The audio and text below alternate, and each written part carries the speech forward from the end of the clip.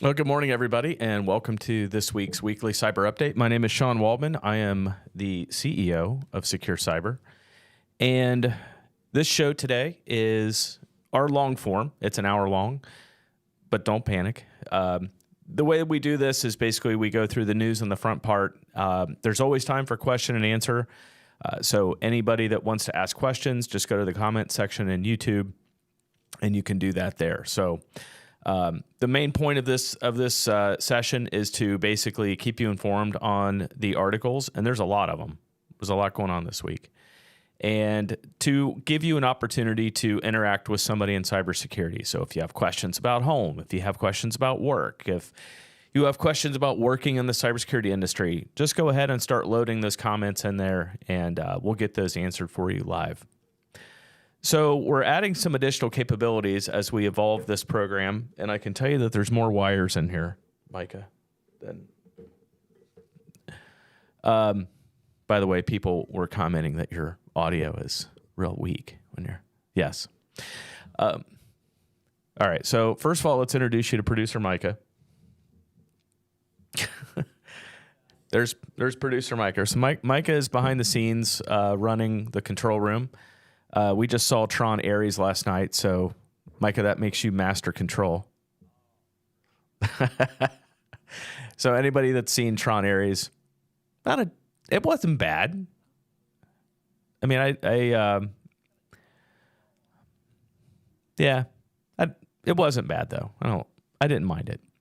All right, so let's go ahead and get right into the news, and we're gonna do something a little bit different, just to more like kind of test some of the technology that's going on here. So Micah, you can go ahead and flip to, hey, now we're able to show you what is on my screen. So now I can show you some things. We get this article from the Hacker News. CISA and the NSA issue urgent guidance to secure WSUS and Microsoft Exchange servers. So you can flip back to me. You don't have to leave it. Okay. So basically what's going on here is anybody that's in IT or cybersecurity that is using Microsoft WSUS, you need to get on patching and securing that as quickly as possible. As a matter of fact, I may even take it offline for a little bit until you can get things fixed. So if I get a lot of questions sometimes, how do you guys pick the articles out? How do you stay on top of cybersecurity so closely? And I'll tell you, it's a full-time job. This never stops. There's many, many feeds that we bring in that we look at. There are many really good media outlets, Hacker News, Bleeping Computer. Those are some really good sources. But I do want to show you one of the tools that we use. And Micah, you can go ahead and flip that over. This is called Feedly. This show is not sponsored by Feedly, although if you're listening, Feedly, and you'd like to, let me know. This is basically like if you've ever heard of RSS feeders, really short syndication, this is basically an RSS feeder on steroids. And I'll give you an example. So we have there's a lot of things you can see there on the left-hand side that we have set up.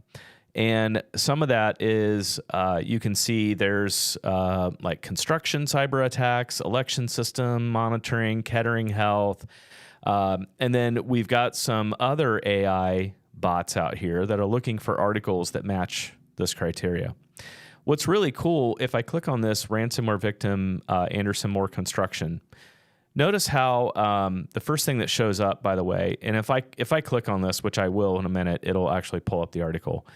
It says one cyber attack, so it brings up the ransomware actor, and it brings up what's called an insight card. And if I pull that up, it basically pulls up an insight card that's related to this particular article.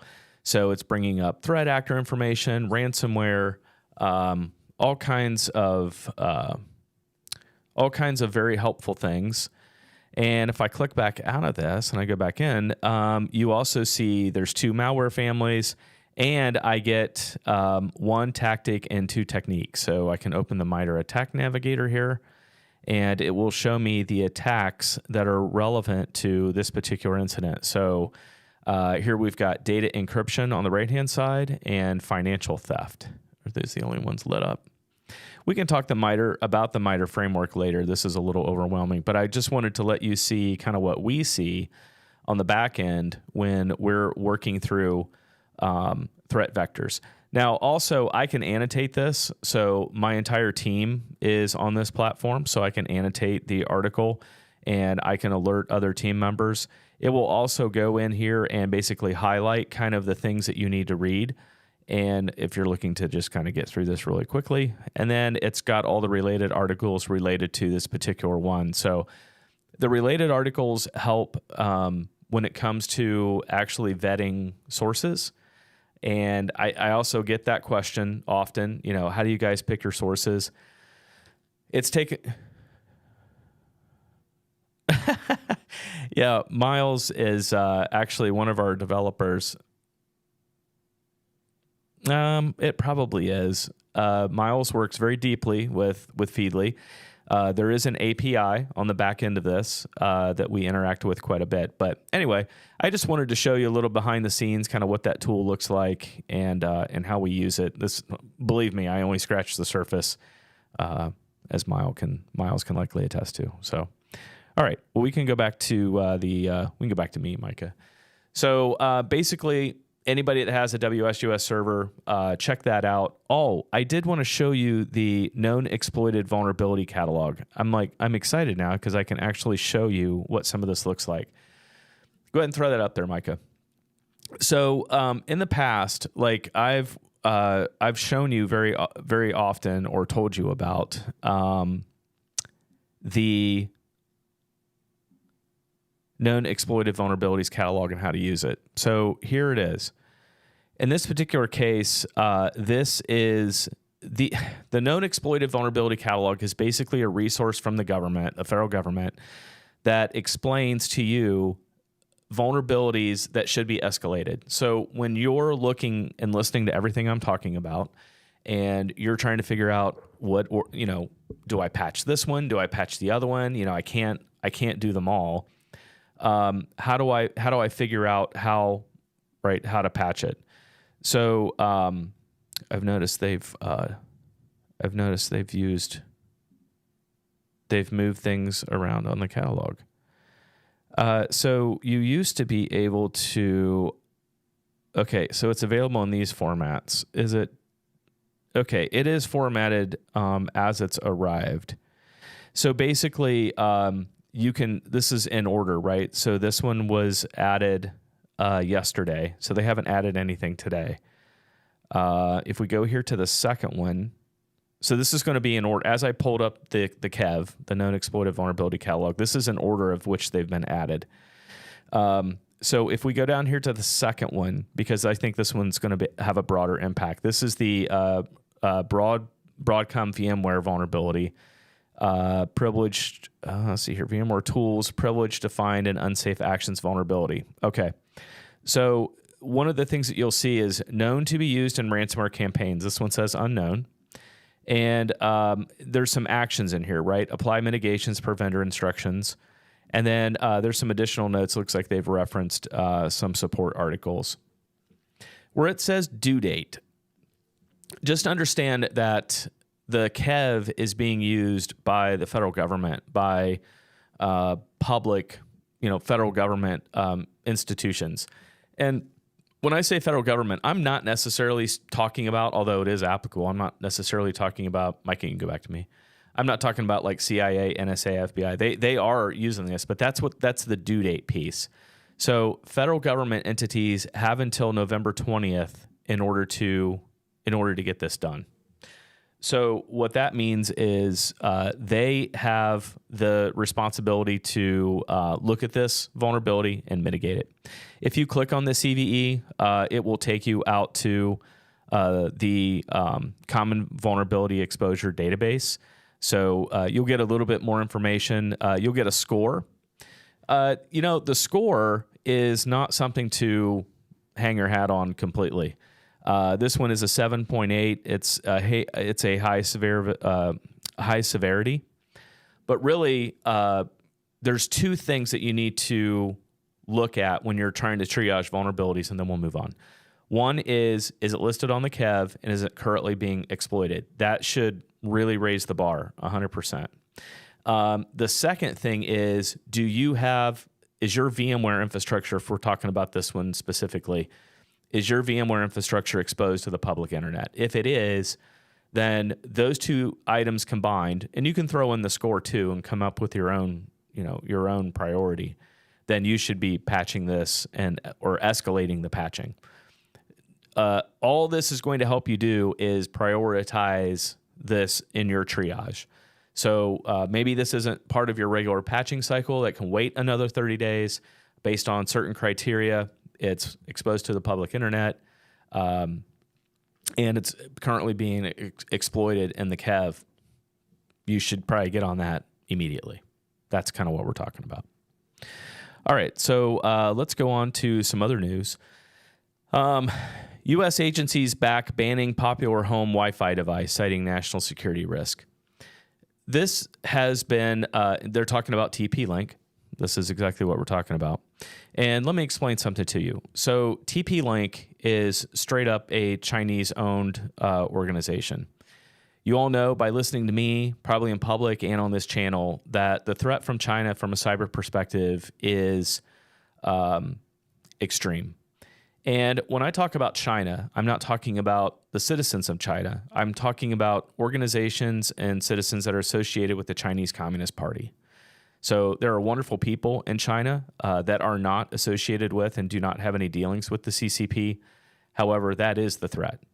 In this particular case, TP-Link decided that they would get crafty and they would spin off a piece of TP-Link and basically incorporate it and merge it into a U.S.-based organization.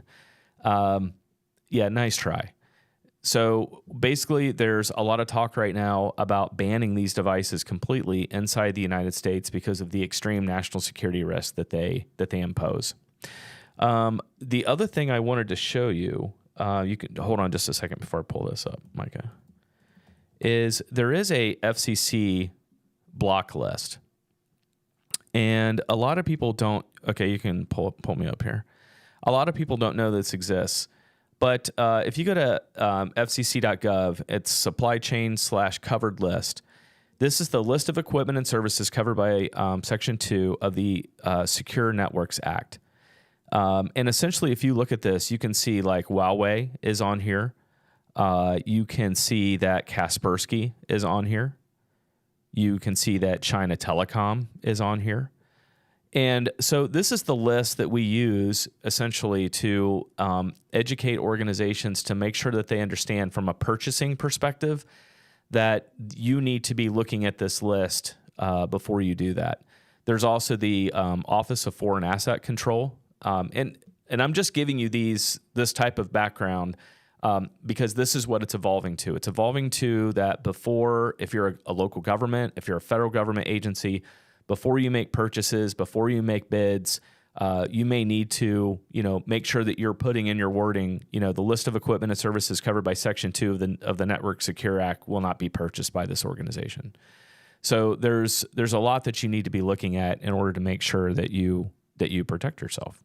So going back to the Washington Post article, essentially there's some discussion, nothing formal yet, but just so you know, if you've got TP-Link in your organization, if you've got TP-Link at home, just understand that I would probably take a proactive action and replace these items with something else that's not listed on the FCC ban list or is not in current discussion about being a threat to national security. In another article, we've got a major U.S. telecom backbone firm that's been hacked by nation-state actors. I don't know if you guys remember, but last year, may have been earlier this year, I don't remember. A lot of our U.S. telecommunications system had been compromised by China.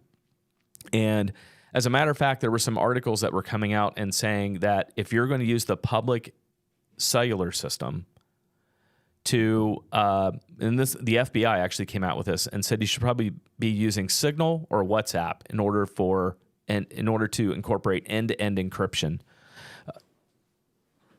Let me get done with this and then we'll go to the comments. So end-to-end encryption is just what it says. It's encryption from the beginning and to the end.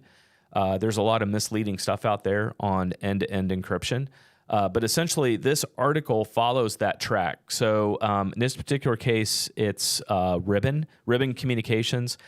They're an American company that provides backbone technology for communication networks and has been targeted by Chinese state actors. They specifically list Verizon as one of the organizations. They also listed the Department of Defense and the city of Los Angeles. So what do you need to know about this? Basically, I would not use the cellular network, the public cellular network, for texting. I would get friends and family on something like WhatsApp or Signal. I would prefer Signal. And if you've got Android to Apple and you're trying to do communication, that's where Signal and WhatsApp definitely come in. However, if you have Apple to Apple devices and you're using iMessage, that does meet end-to-end encryption and you're fine. It's when we get into Android to iPhone and iPhone to Android trying to communicate with each other, the only way that that's going to be done end-to-end encrypted is to use something like a Signal or WhatsApp. Painting with a broad brush, there's a lot of other solutions out there. I'm just giving you some basic ones that you can understand and get to securing your communications as soon as possible. All right, producer Micah, let's go to the comments.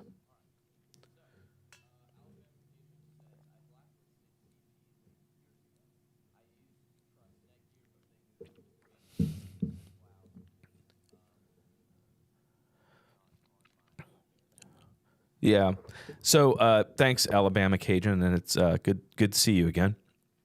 Basically, I agree with you. I think TP-Link should have been banned a long time ago. I applaud you for proactively doing that. I guess we can go back to me. All right. I applaud you for proactively doing that. And your comment about the cloud is a good one. And we'll get into it later in the show. But we had an outage yesterday. It was this time it was Microsoft and it was Azure. And it was a lot of the services that go along with Azure being dubbed a DNS issue. Again, man, that sounds eerily similar to what happened last week with AWS, also a DNS issue. And let me tell you one of the things that came up yesterday. So during that outage, it was yesterday, right? Am I crazy?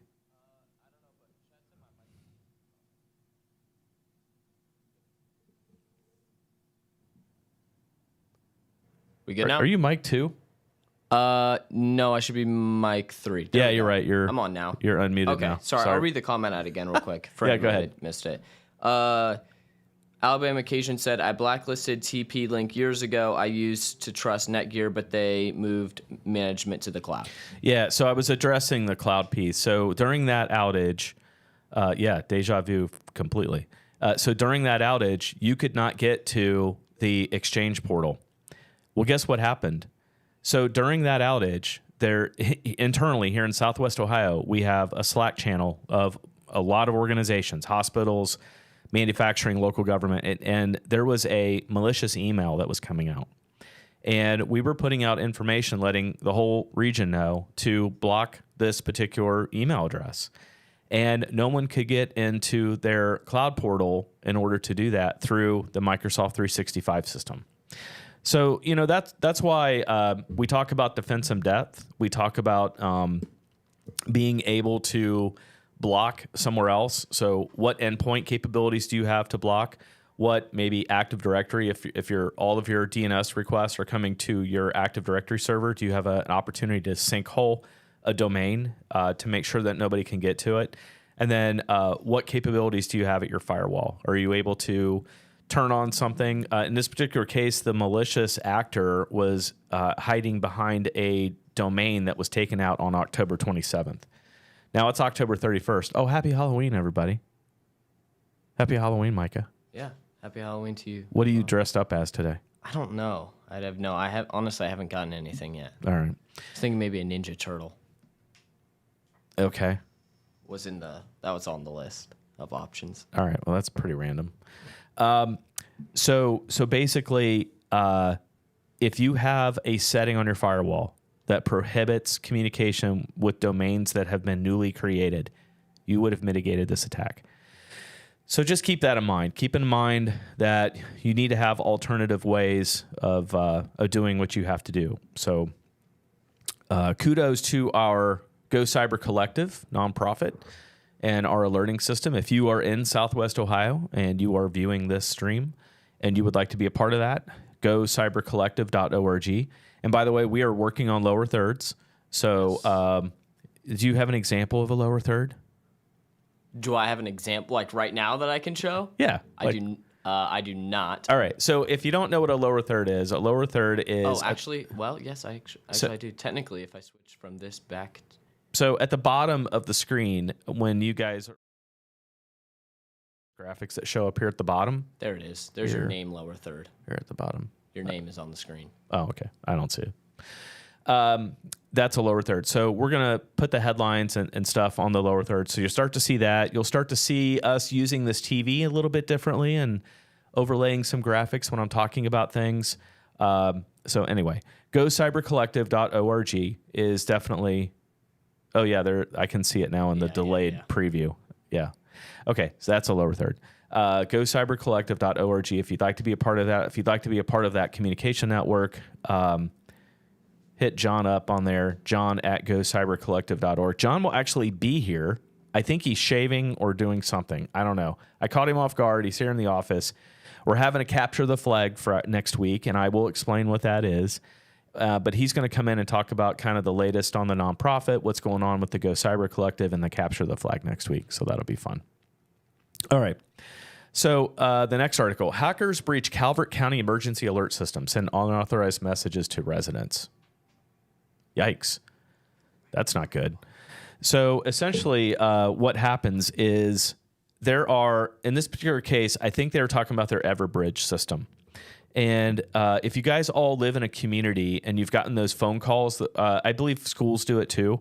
So when like school's getting out earlier, there's your school's closed, there's a mass dialer where you answer the phone or they text you. It could be in the form of a text too. I think in this particular case, Everbridge was compromised. It might be due to something like no multi-factor authentication or somebody had a weak password and they were able to basically take advantage of that and send out messages that they shouldn't. Now, I've seen some silly stuff, right? I've seen this. have you guys ever seen the signs? Of course you've seen them. The road signs on the side of the interstate that tell you like a road is going to be closed. Well, you could, if not properly secured, you knew what you were doing. You could pretty easily walk up to these devices and change the message on the screen. It's been done many times. So, we definitely don't want to see this type of thing happening. So if you're a local government and you use something like an Everbridge or your school system and you use something like that, please secure that with a very strong username and password as well as multi-factor authentication. So definitely not something that we want to see very often, if at all. All right. So, oh, sorry, I had you muted. They're good. So I have John Seibel in here whenever you're ready. I can see John Seibel in there. Yeah, using Studio Cam. Hi, John. We'll get you in here soon. So basically, the city of Mentor here in Ohio has fallen victim to a cyber attack. We don't have a ton of information. Again, local government very heavily attacked lately, and actually, I don't think it has stopped. So in this particular case, they say that they've been experiencing a cyber attack or cyber incident of some sort. 911 service and non-emergency dispatch phone service have not been affected, and they are continuing to investigate. So what's the one thing that you can do that we say here on this channel that will save you from this type of an attack? If you're a resident, anybody? It is freeze your credit. Yeah, that's right. Freezing your credit will definitely save you from this type of incident. So I'm trying to I'm trying to use the technology that's in here. I wish you could see this. I have like little sticky notes. You can actually see the little sticky notes a little bit. I had to label these things. Micah, we need to label these buttons because I know they do things. All right. Well, thanks, Mike. I appreciate that. And the audience appreciates that as well. Yeah. I may overuse these buttons, and if I do, just let me know. I muted you again. See, I'm trying to get in the habit of not doing that. It's okay. I'll get a microphone that makes me be able to mute myself. All right. So Canada says hacktivists breached water and energy facilities. All right. Well, that's not good. Canada.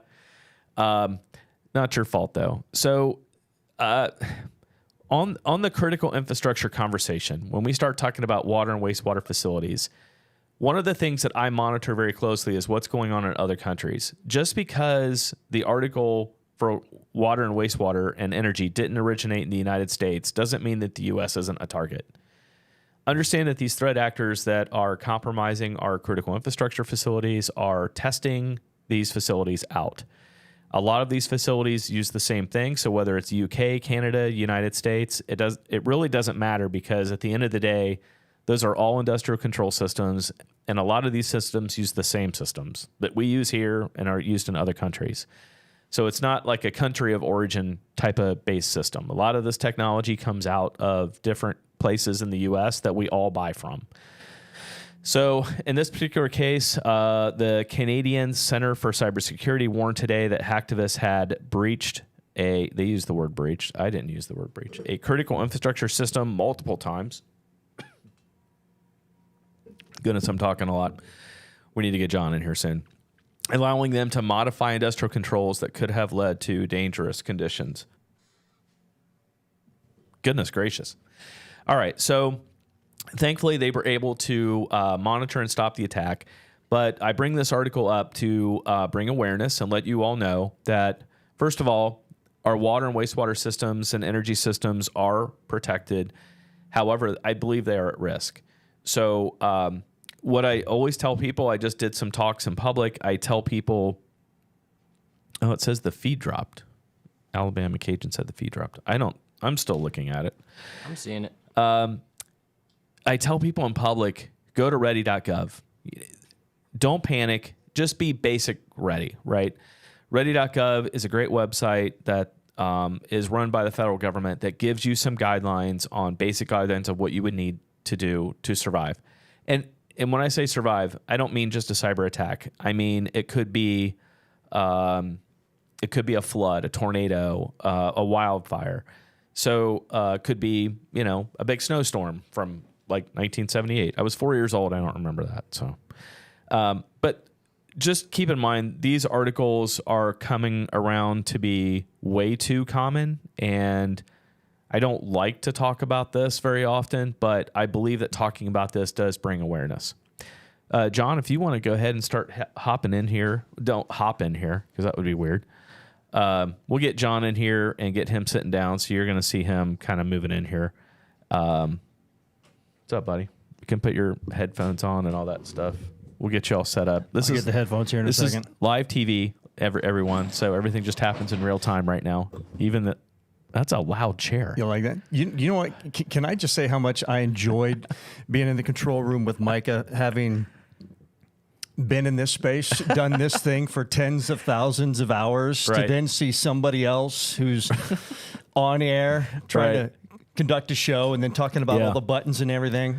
Yeah. I have a great appreciation for live television. And this is Turnabout too. Yeah, I know. I feel like grossly unqualified to be behind this microphone with you right now. So, ladies and gentlemen, this is John Seibel. John is our executive director for the Go Cyber Collective, and I thought I would just pull you in here for a little bit and just talk about kind of what's going on at the collective. We've got the Capture the Flag coming up. That is not the pulling the yellow flag. And right. This is you were talking about your childhood being 4 years old with the blizzard of '78. By the way, I remember that very well. Oh, all right. I remember trying to go to school that morning because me and my brothers woke up late, and then we're like, "Why didn't Mom wake us up?" And then we get all ready. Then we open up the front door to go outside, and did you hit a wall of snow? Our front door was west facing.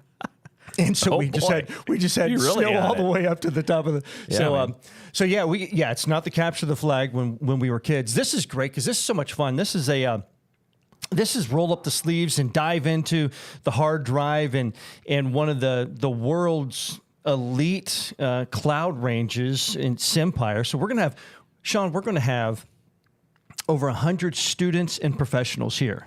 That's awesome, man. Next week, going through a couple of different scenarios, one for the professionals and another one for the students. And I am bummed that I am going to miss that, but I am speaking in Florida. So somebody's got to go down there. Somebody has to go to Florida to speak, for crying out loud. Somebody has to go to South Florida in November. Thanks for taking that one for us. It's what I do. It's what I do. Appreciate it. Yeah, so we do this every year. If you're new to CTFs or Capture the Flags, essentially it's a scenario based. It's kind of a live tabletop. Right. So we basically bring a scenario. Everybody gets together in teams, and you basically try and fight the bad guy as a group. Right. Right. Individuals can do it too. But it's fought on a platform. You mentioned it, called SimPire. SimPire, CyberPro AI, they're great partners of ours that deliver that platform. And basically it's a training ground. Mm-hmm. And if there's anything, you and I have talked about this, and we've been talking to our membership about it too. If there's anything that we can imply today, is train, right? So you were in the military, John. Yeah. Did you train a lot? Oh, all the time. All the time. I was in early warning missile defense, so we had all kinds of scenarios. And then, I was in the military a long time ago. So back when Desert Shield and then Desert Storm came about. So we had a lot of training. And then we had real life stuff that was going on during Desert Shield and Desert Storm. So yes, training. It's critical, Sean, especially something you mentioned, defense, because a lot of people, when they think of Army, Navy, Air Force, Marines, Coast Guard, Space Force, and all that stuff, they know that they train every day, right? They're out there in the Army. They're out there training on the ground, firing their weapons, doing whatever with their systems. But a lot of people don't think of cyber when they think of defense. And as you and I both know, especially you, that is a critical defense area right now. So we're just trying to help people when it comes to organizations, businesses, agencies, and citizens to be aware of this. I just think it's funny that you talked about all the training that you did in the military, and that was during peacetime. Right. We're at war today, not a kinetic war, right? We are at this. We are in a cyber war. I just read an article where, just look at some of the articles I started with. I mean, we're blocking equipment from Chinese Communist Party influenced technology. The Chinese have accessed a Canadian water and energy system. So this isn't theory. This is war. And we're trying to it's been going on how long? 6 years, 7 probably years? 6 or 7 years at least. Exactly. You could probably pin it back to even 8 years if you went back to like some of the earlier Volt Typhoon and Salt Typhoon activity in the Philippines. I just think it's not promoted enough. So viewers don't really have any insight into that it's happening. You worked here in our local news market for a very long time, for over 10 years, and a veteran of media. And you would report very often about shootings and, accidents and stuff like that. And you and I got the opportunity semi-often you would bring me into the studio and we would talk about cyber type stuff. And we would do that for, to keep the public educated on what's going on. Not to scare them. Right. But to situational awareness. Right. Give you situational awareness. So, all right. What else so we've got the CTF next week. What are some of the other things that you're working on at the collective? Oh, we're doing a bunch of things. One of the things that we continue to work on is, we're just talking about, again, raising awareness, training, education, all those things. We continue to work a lot when it comes to a couple of the really at-risk populations, that being seniors, as well as our youth.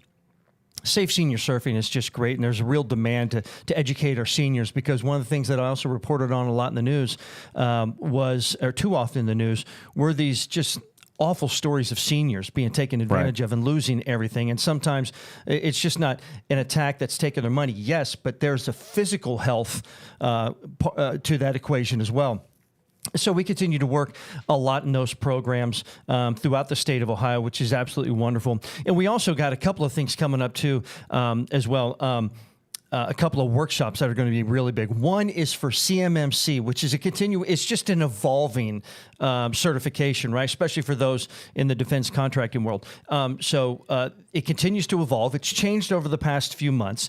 And so coming up in January, we're going to have a workshop again of, okay, what is this? What do we need to do? Right. And it's going to be more dialed into the smaller organizations who already are at a competitive disadvantage when it comes to defense contracting. So we're really going to upskill them on what CMMC is, what they need to know, how they can compete. So we're really excited about that. And something that I'm real excited about too, Sean, is that we're going to be bringing in at the early portion of 2026, probably within the first quarter, is revisiting what is now law from House Bill 96. And we had a Municipal Cyber Summit, which was a great summit that Go Cyber Collective hosted here, bringing in city managers, village managers, the governor of Ohio's cyber advisor as well. But we're going to have one in the first quarter, January, February, March, talking about the insurance portion of that, because there are a lot of questions for municipalities out there of,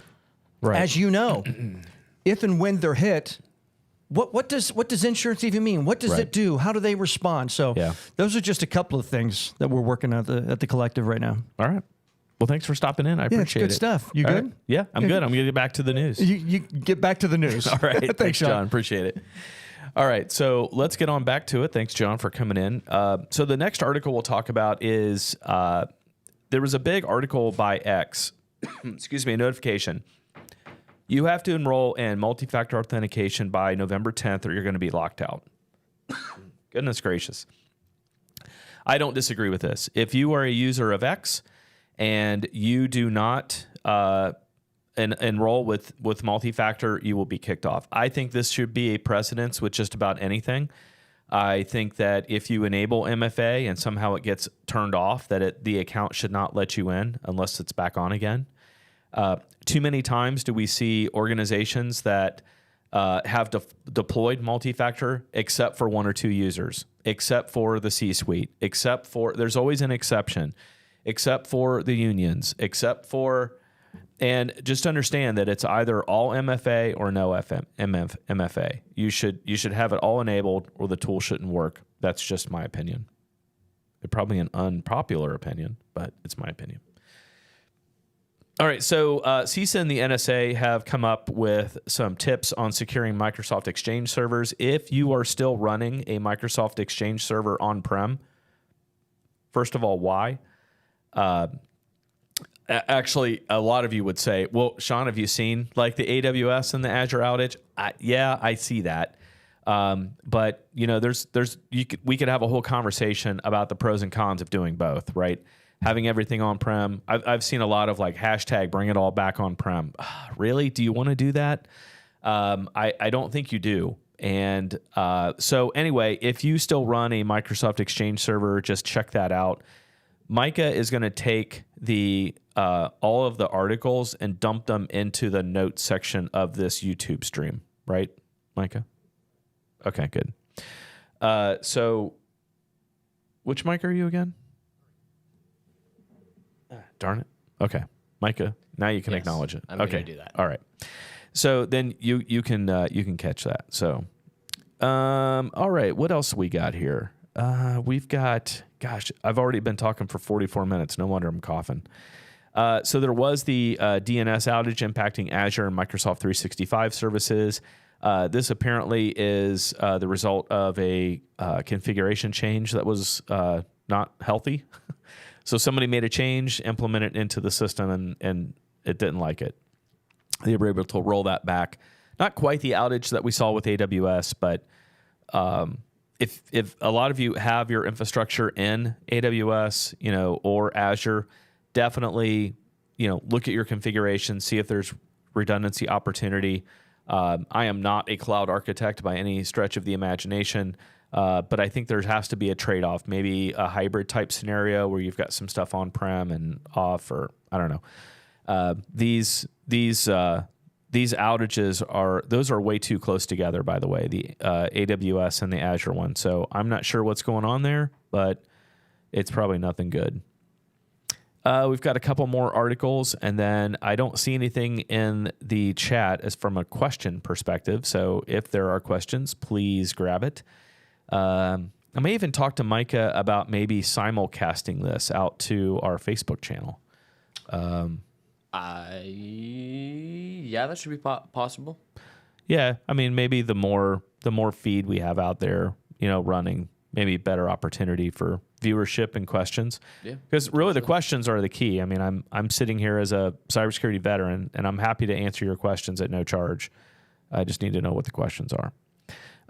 So this was a disturbing article. If you want to show the article, yes. Google says search AI mode will know everything about you. There's nothing about that headline that looks appealing. Google wants AI mode on search to be as personal as possible, and it'll soon tap into services like Gmail or Drive to know more about you. No. Google believes the future of search is going to be more personal than ever, largely due to the increase in large language model usage. As spotted by someone on X in a recent podcast with Silicon Valley Girl, Google's Robbie Stein suggested that the company is exploring ways to let AI mode access Gmail or Google Drive. Run. Just run. I got off of the Google and Gmail platform long ago. Their original model started, the reason Gmail was free in the first place was because as soon as you signed up an account with Gmail, you were signing an authorization letter, basically allowing them to utilize and read your emails and use that for advertising purposes. I don't know if you guys knew that or not, but you did. So I would get off that platform as soon as possible. Yeah, I'm open to any comments about that, but that's not cool. And then the last article we have is CISA has ordered the feds to patch VMware tools flaw exploits by Chinese hackers. That is the known exploited vulnerability catalog entry that I pulled up. I'm looking for it. I don't think I have it anymore. That's the one. Do I still have that? Yeah, here you want to come back to the, so that was this one right here, right? So that article lines up with the Kev, and it's showing you that this is that particular article, and that's where this due date comes in. So if you've got, we went over this in the beginning, if you've got VMware, please look at your infrastructure, and if it meets the criteria we talked about, if it's publicly accessible and it's listed in the Kev, you should probably be prioritizing that from a patching perspective. That's all the articles we have for today. Are there? Chad did say when we were talking about the FCC database link, Chad said we see this all the time with Hikvision cameras in the wild. Yeah, we see Hikvision cameras a lot. They are very, very cheap cameras, and that has a lot to do with why they're out there so much. So if you're a local government and you're using Hikvision, I highly recommend that you get rid of them over time. And I get a lot of questions about that too. People will say, hey, a lot of the stuff you recommend we get rid of, like, do we have to just run right now and turn it off? And the answer is no, you don't. Make sure that you get this into a capital program. Maybe isolate those devices a little bit more. 3-4 weeks ago, I'm losing track now, Todd Arnett was on giving you some information about what VLANing is versus segmentation. So just make sure that you maybe go back and look at that one. Maybe Micah can post that one in the comments as well. And that's opportunity for you to isolate that traffic. I would say just make it so that you can keep track of it and you can watch it. That is all we have for today. So we're going to end the stream a little bit longer or a little bit earlier, unless you want to just leave it up for 10 minutes and they can stare at me shuffling around leaving the room. No, I don't think anybody would be really interested in that either. I don't think so. We'll go ahead and sign off today. Thank you very much. I will actually be traveling a little bit next week, so I'll be down in South Florida speaking at a pharmaceutical conference, and we'll find a way to do. It's always a struggle when we hit the road, but we'll find a way to do the weekly cyber update, maybe remotely. Maybe I can tape it this time.